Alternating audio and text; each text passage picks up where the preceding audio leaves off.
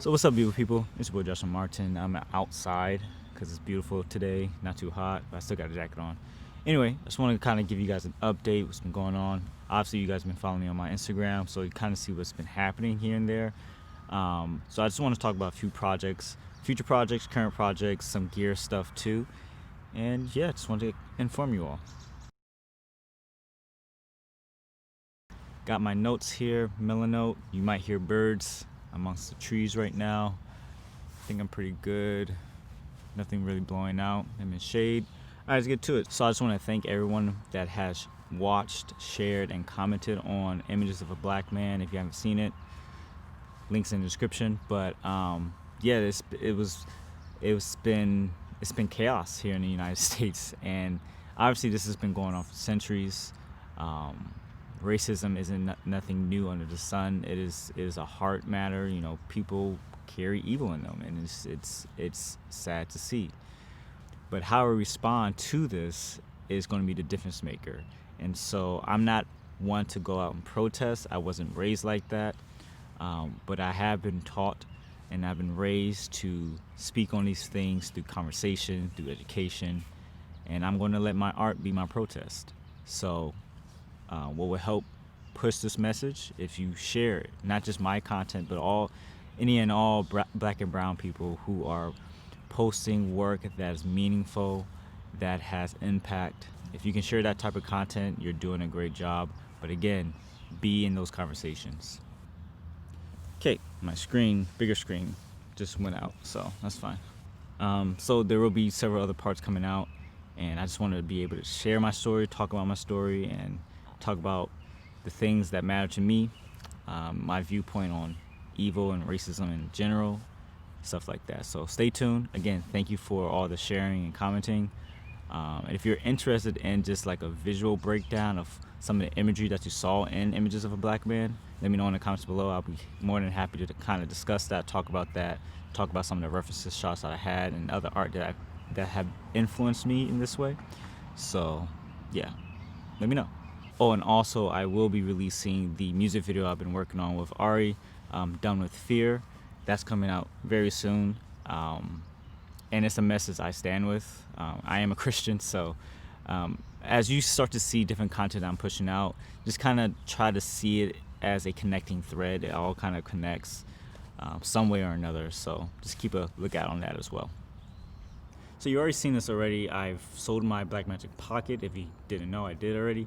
So I don't have a camera right now, and it feels weird. I actually do miss using that camera for the image quality that it produces. The Pocket 4K, BRAW in general is just phenomenal. It's just a great codec to work with. It's easy in DaVinci Resolve, easy to learn, and easy to manipulate. That being said, there's some problems that I had with this camera moving forward in my filmmaking career, and I'm going to say this. Your filmmaking career is going to be different from mine, obviously. So this is why I don't normally like recommend a camera to buy, because it all depends on how you want, what you want out of the camera. So it's hard for me to know what you're trying to go for. Now I'm going to talk about cameras and gear and stuff, but that's mainly because this is stuff that I use, or like to use, or interested in. But that being said, that being out of the way, there's some key things that I didn't see myself moving forward with the Pocket system, either the 4K or the 6K. One being its mounts. So I did enjoy using the Micro Four Thirds sensor system. I've had the GH5, then I moved on to the 4K, obviously, so I didn't have to really transition lenses. But I did eventually want to get into using cinema glass in terms of EF and PL mounts.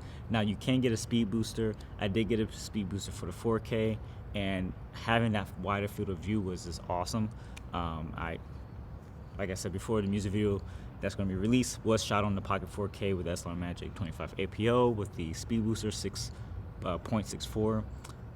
Yeah, I've had experience using that, but it introduced, using the speed booster, it introduced characteristics that weren't present in that lens previously, and me being a lens purist, after a while it just started to bother me. So that's probably one of the reasons why I am going to move from the system, using a speed booster system, that type of way.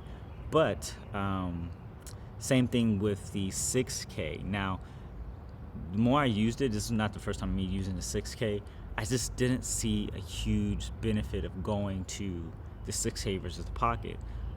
Sure, you get a Super 35 sensor. You're still getting more crop than you would on a speed boosted Pocket 4K, but the mount itself on the 6K was too loose, and it didn't feel secure at all. So it made me worry, like if I was to put on my Nucleus M, which I didn't, because as soon as I put it on, there was play. On any other EF glass that I put on that camera on the 6K, there's this play on it, and I just didn't feel confident in that. So I wasn't too happy about that. And so having a locking system, it makes a lot of sense for me to go that direction. It's more secure. It's more secure, period. That's what I want. I want security in my glass being connected to my camera. So the second thing is the build quality. Both cameras, the 6K and the 4K, are made out of plastic. So obviously you need a cage, not just for the functionality of a case, but the sheer protection of this camera. Because if you drop it, something's going to be rattled and loose. And I knew that when I bought the Pocket 6K. I knew that going in. Let me check mine. I'm gonna have a hotspot. That's fine. Hotspot. Knew that going in. So just thinking about how, if I were to have more of shoots that are need to be outside, like just the possible dangers of if I drop the camera and stuff. And ergonomically, the camera sucks. Like, I hate the idea of a DSLR style body. That's why I probably won't. Even though the Panasonic S1H is a phenomenal sensor and stuff, I hate a DSLR style in a cinema camera format. Like, it just doesn't make sense to me. But people who want that get that. But Blackmagic missed an opportunity to have more of a square format that you can build a brain upon, use it as a brain to build upon. So yeah, I just don't like the build quality on either camera. It's plastic. It's some of the buttons are squishy. The touchscreen is great, but it's limiting being just on the back of the camera. Sure, you can mod it, and that stupid argument, oh, it's a cinema camera, you don't need a flip out screen. Look at the Ursa Mini G2. All right, then, be quiet. Moving on. Third thing, future proofing. This is something that I was really thinking about moving forward. Will be the next camera, and obviously I can spend upwards to whatever hundreds of thousands, not hundreds of thousands, heck no, thousands of dollars worth of camera, but it's more better to invest in glass, but also find a camera that is a bit more future-proof. This is why the Z Cam is very interesting to me, and I'm kind of still on the teeter board on it. There's some things I'm concerned. I'll talk about that too. But the sheer fact that I can change out the mounts on this on the Z Cam, that is, I can change it to PL. I can change it to Micro Four Third. If I went with the S6, if I went with the F8 or F6, I can do M mount. So there's a lot of versatility in terms of mount. So I can actually just invest just in glass and pick up a $100 mount and switch it out easy, without having to buy a $700 mount for the Pocket, or getting a $1,000 insert, or not $1,000, however it costs to get an insert for using a reducer for the 6K. But yeah, future proofing. Both cameras don't really give any options. You're kind of stuck with either speed boosting the Micro Four Third sensor, or you adapt a PL, and you're kind of stuck with that. But I mean, I guess, yeah, there are other people obviously going to be using this camera. I'm not knocking on these cameras. These are fantastic cameras. But speaking of how I see myself moving forward as a filmmaker, it just didn't check most of the boxes that I was looking for. So I really hope you can hear this too.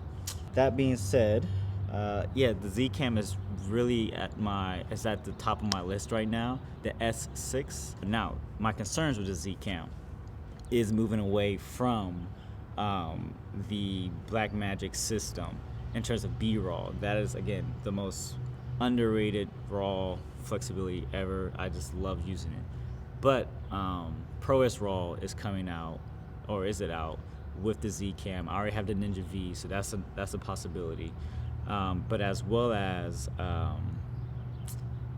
I'm concerned about Z-RAW. It's still in development. Like, it's out, but you had to do a weird conversion with it and stuff. Dang, I thought this was gonna be a good spot. Not a sun's all in here. Yeah, backtracking. Using Z-RAW, you can convert it, but I think that's just a silly workaround right now. So I hope that eventually either Final Cut Pro or DaVinci Resolve gets support for Z-RAW. because I want to use 12-bit. I'm used to using 12-bit. So, and another thing is just the workflow has to change a little bit, because sure, I can just shoot ProRes 422 10-bit. I think that would be fine. I did get a little lazy using BRAW, because some things I just didn't worry about: white balance, tint, all the other stuff, because I can change it later. I didn't really worry about it. This I had to, again, be more conscious. Like, I use FS7 anyway, so I'm conscious with that anyway. But just the workflow is going to have to change in terms of how I'm using, how I'm editing. That's pretty much the back end of things. Shooting's going to be fine, I think, but, well, shooting will be fine, but editing is going to be the interesting bit. I'm going to figure out a workflow for that. All that being said, this is just gear talk. Still developing stories. Story is king, but we all enjoy talking about gear because it is a tool that we have to use. So, and then last thing, rig culture is coming back slowly. There's some things developing. Cody and I are trying to develop to be a little bit more, to be beneficial to you all, not just entertainment. So figuring that out, it's going to still take a little bit longer, but I appreciate you guys interacting with the Instagram page. A YouTube channel will be coming up, and also check out the website still. I do consulting, so you can email us and I can reply to talk about how to rig a particular system, particular gear.